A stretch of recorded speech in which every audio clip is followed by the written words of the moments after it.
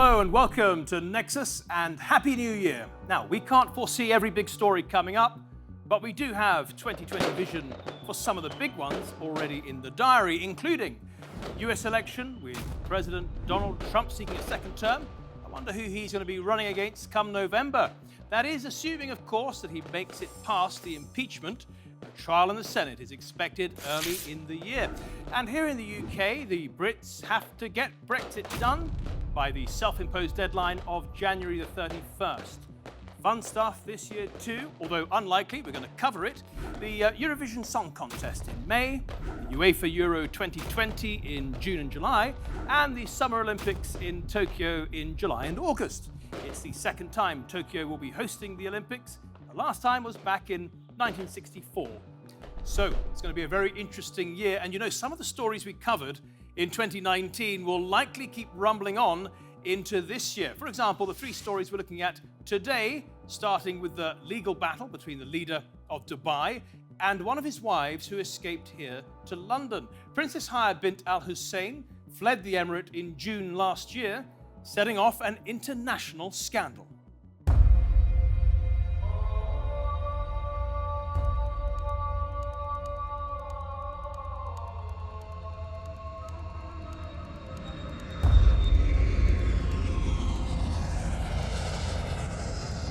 The wife of Dubai's leader has fled the United Arab Emirates, leaving her husband without warning and taking $56 million with her.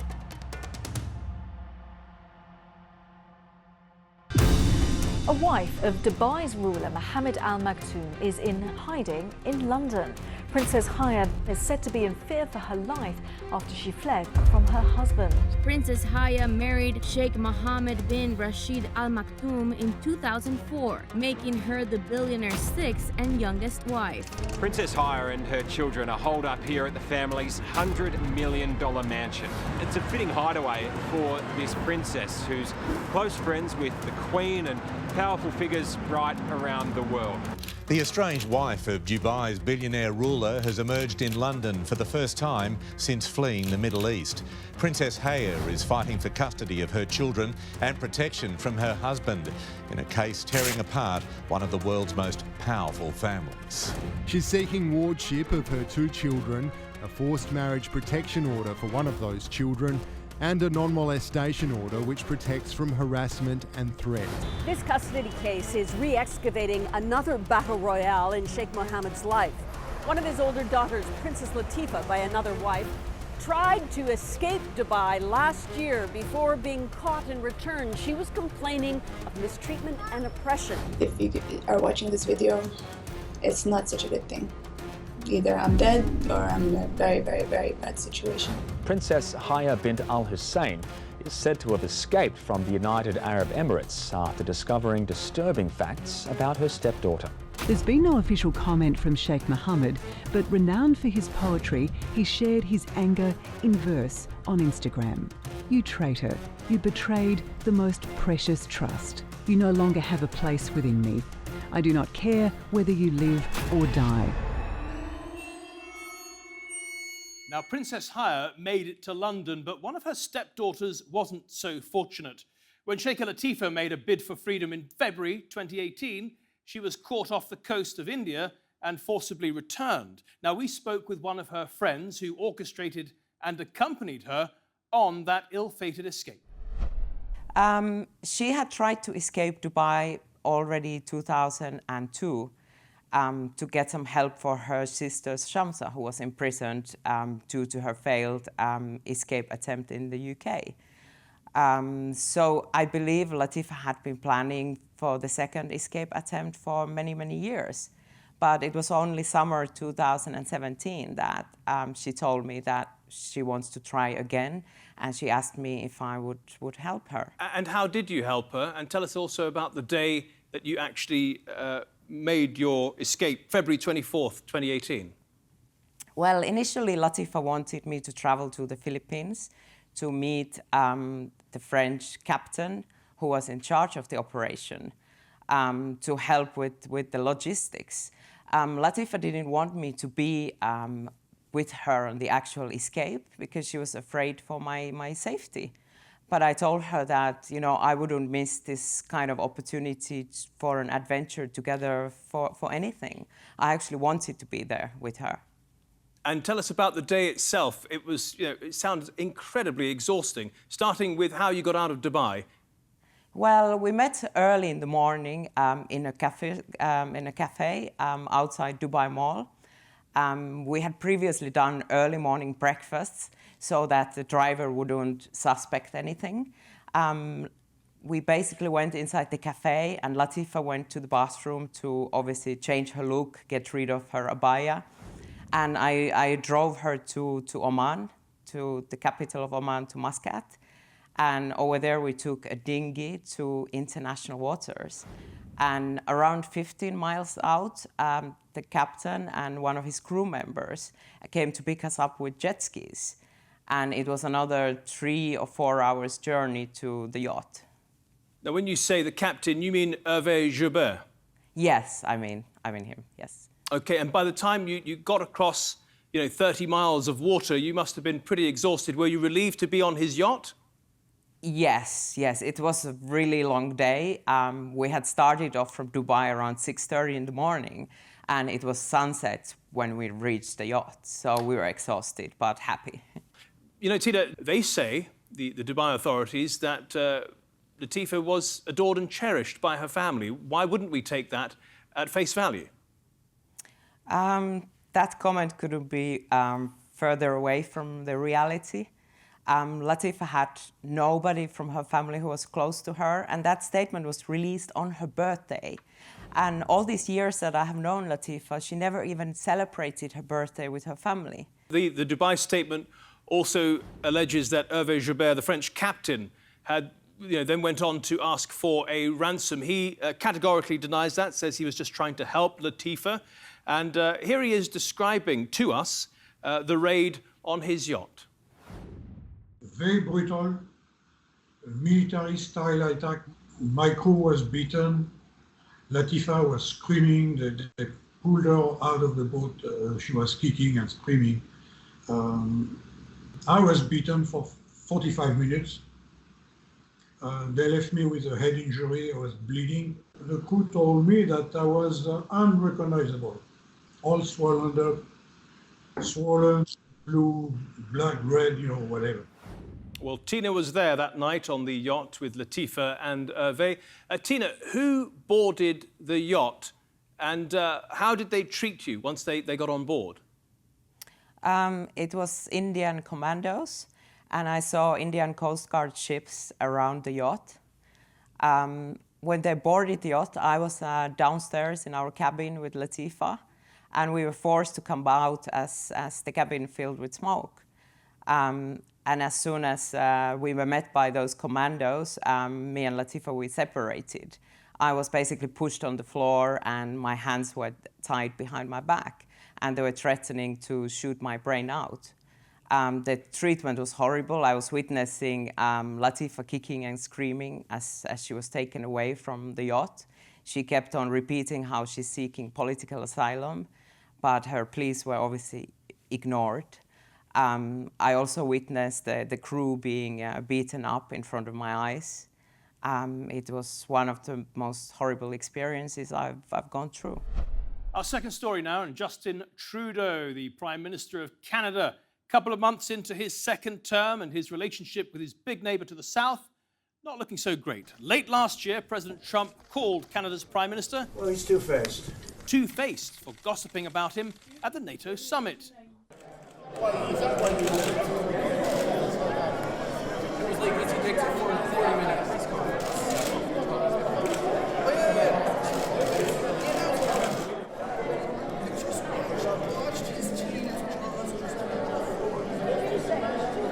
Well, earlier in 2019, Trudeau was in big trouble, not for being two-faced, but for wearing blackface.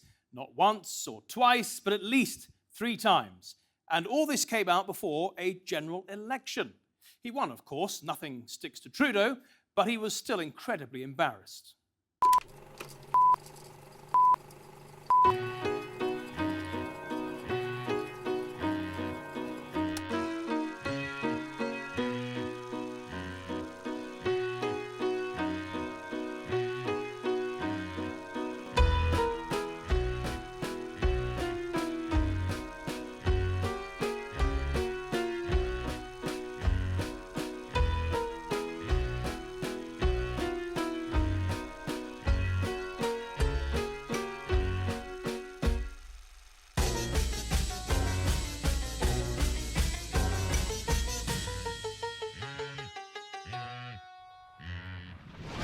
blackface. Blackface. Blackface. Blackface makeup. The first photo came from Time magazine. It shows a 29-year-old Trudeau dressed as Aladdin at an Arabian Nights-themed party in 2001. He was 29 years old. He was a teacher. That's a grown man. Now, Trudeau is facing demands from his main rival that he step down. A complete lack of judgment and integrity. Trudeau built his reputation on supporting diversity. I should have known better, but I didn't, and I'm really sorry. Trudeau came out to apologize for one blackface and ended up admitting to more.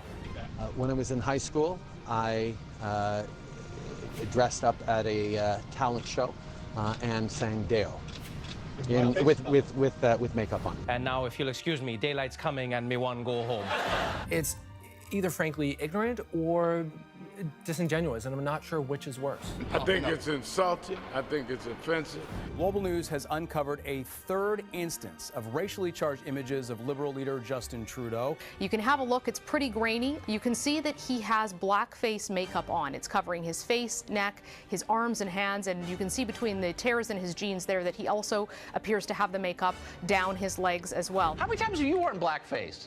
Probably right around 0. How many times? Is it just the 3 that we know about? Or Next 3 question. times? More Next than 3 question. times? Yes or Next no, question. sir? Have you since been made aware or remembered of other instances, and if so, how many?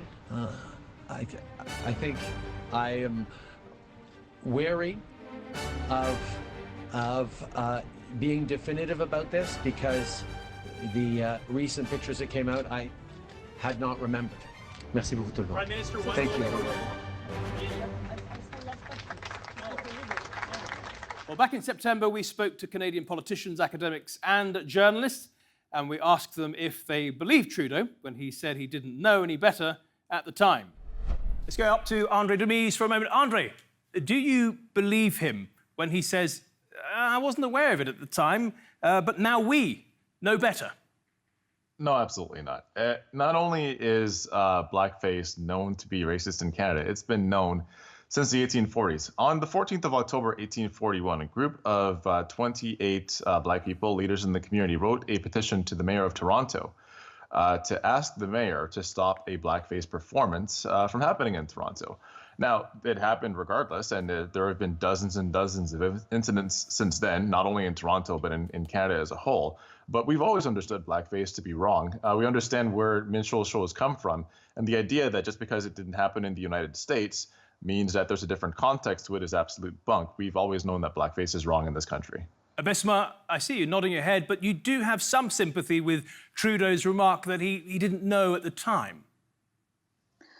Well, I mean, I'm not in his mind. I can just say that the action was racist, without a doubt. And I agree with everything Andre said.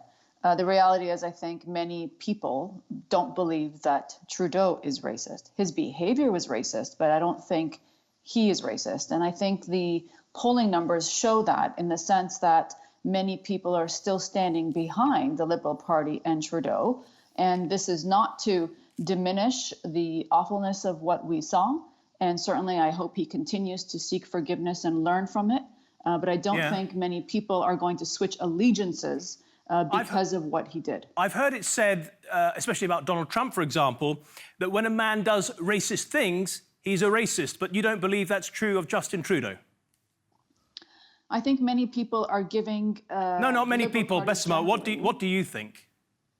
I don't think he's a racist. I think the policies that he has purported for the past 4 years shows that he's the first government in power that has actually done something to promote diversity and inclusiveness. And the sad reality, not to say that it's true, but the alternative, which we have to say is the most viable, which is the Conservative Party, right. His predecessor, Andrew Scheer's predecessor, Harper, and the current Conservative lot, people still believe fundamentally are racist to the bone. Well, and that's not necessarily true, but it's the perception. Let's bring in, perception is important. Let's bring in our Conservative then, Chris Alexander.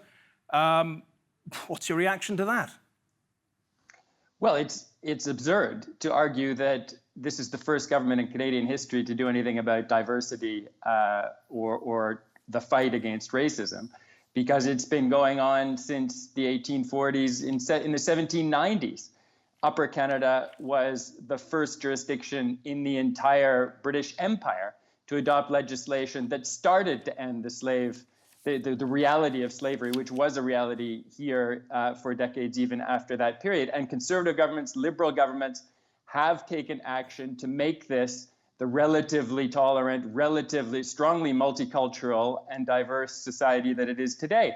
What I'm sick of is seeing a prime minister who hasn't lived those values now pretending that he is the champion of those values and the only champion. It was he who tarred the previous government with this charge of racism. It was his team that has been about as bare-knuckled as I've ever seen in the history of Canadian politics. And for him to deflect attention to this atrocious record of his own by saying, I didn't know it was racist at the time, but we know better now. I'm sorry.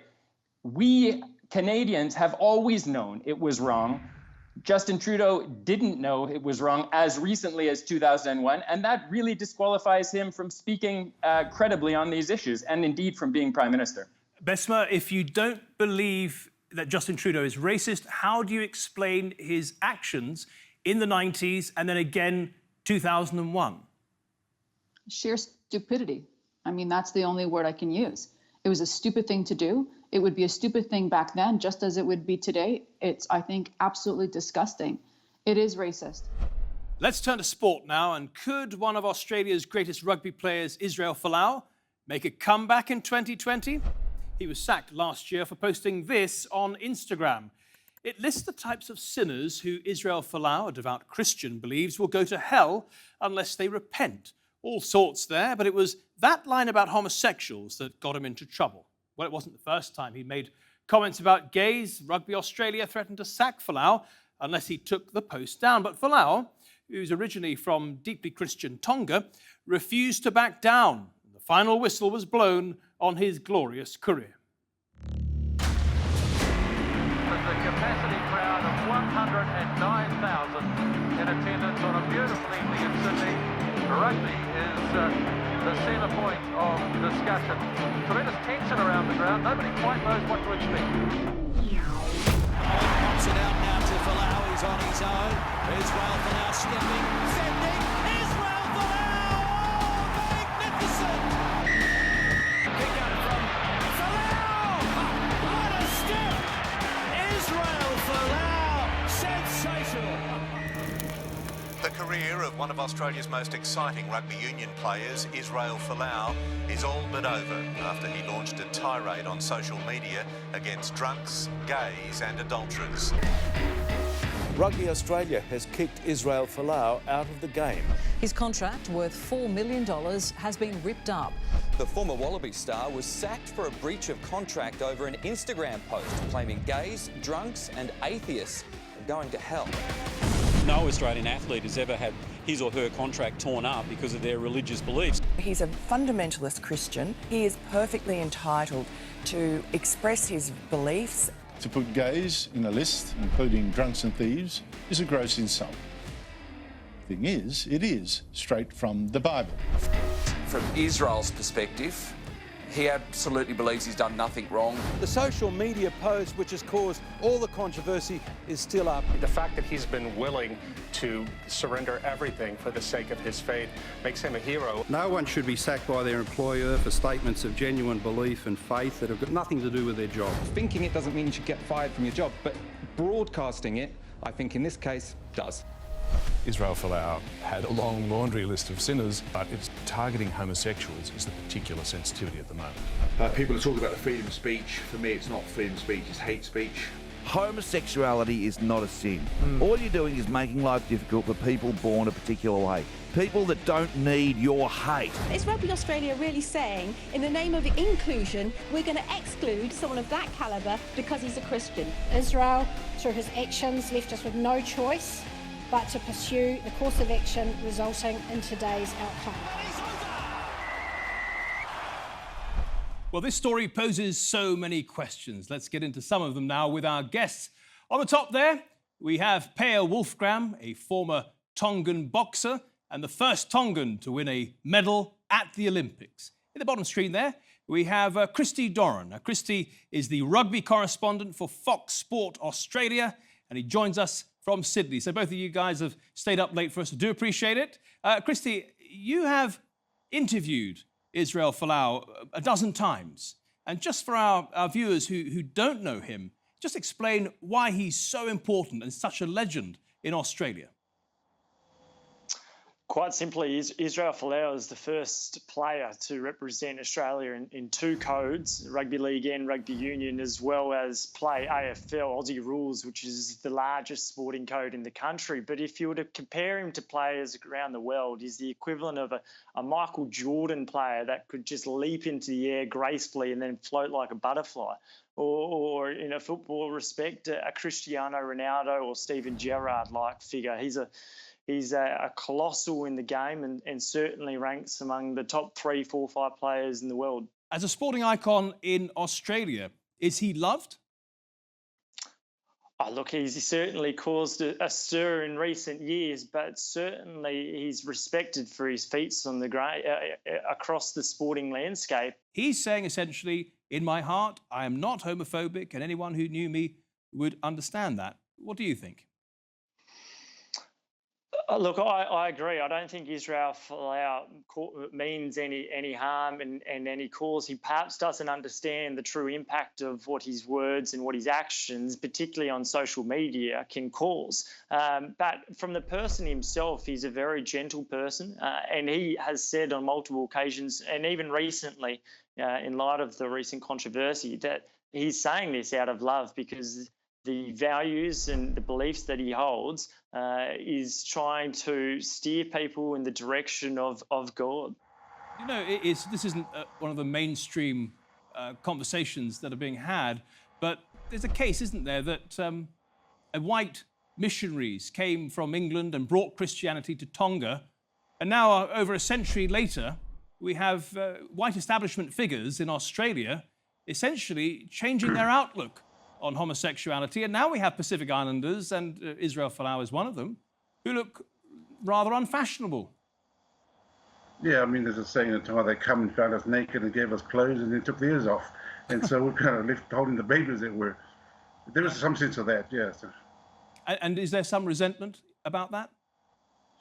No, I think most Tongans accept that that's the way it is. And Tonga, as a country, is very conservative, very religious, obviously, as mentioned. But I don't think that there's any throwback of what the hypocrisy of that. Now, during that episode, we also took a look at religious communities here in the UK who opposed the teaching of certain LGBT issues in schools. In one primary school in Birmingham, Muslim parents objected to the lessons their children were being taught, even protesting outside the school gates. We went to meet them. Our children, our choice, our children, our choice. This initially started when, without any consultation of the parents, children are coming home with books that would, like LGBT stories, Princess Boy, King and King, Lily has two mothers. Now the issue for parents was firstly, initially, why weren't we consulted? We are of devout faith, we are conservative people. How come nobody spoke to us? There was no dialogue. And then after that, when we did make dialogue with the school, we were made to feel as we're homophobic. The school refused to talk to us via emails, phone calls.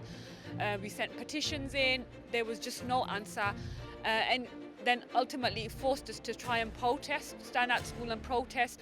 When I came to know that they are teaching this, I came to the school and I contacted them, the teachers, and they said, no, we are not teaching them. The school is lying.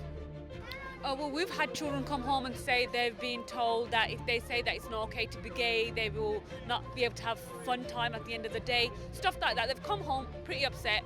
We are not asking for you to push our way of life on anyone, but don't push your way of life on us. We are feeling that we're being pushed out of our own community where we've been born. This was my primary school. I cared about this school because I went to this school. We are not against homosexual people or anybody. All we are concerned is the children are too young, 5 years, 4 years. What worries me is they are confusing our children. Well, those parents were later banned from protesting outside the school by a High Court judge in the UK. The judge upheld an exclusion zone for the protesters that was imposed by Birmingham City Council, citing safety concerns. And what of Israel Folau? Well, he launched a legal action against Rugby Australia, claiming that his sacking was a case of religious discrimination. And in December, they settled for an undisclosed sum, with both parties apologising for any hurt or harm caused. Well, could he make a comeback? Unlikely for Union, but maybe for League. And that brings us to the end of the programme. Thank you for watching, and here's wishing you a happy and peaceful New Year. See you next week.